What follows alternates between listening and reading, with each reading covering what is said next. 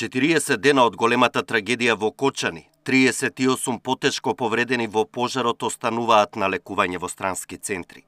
Според министерот за здравство, за нив е неопходен подолготраен третман.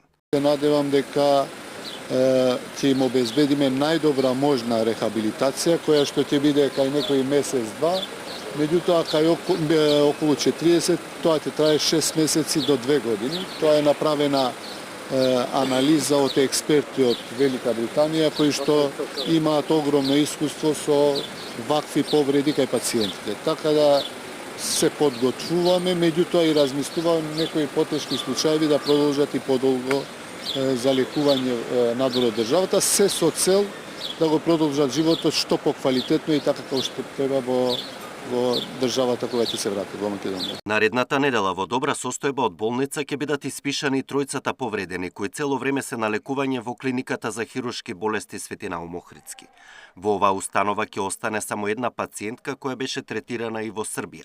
Лекарите ги следат и пациентите кои се вратија од странство. 99% од оние кои што се вратија се испишани веќе за дома со нормално закажани редовни контроли.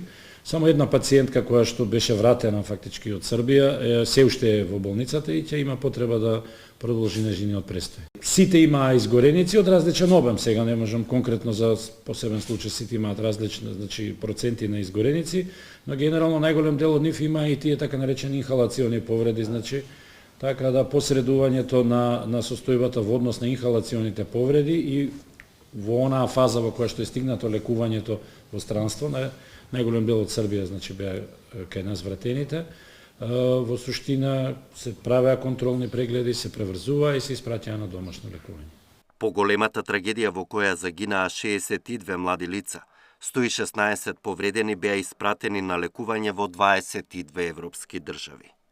Александар Динев, Сител телевизија.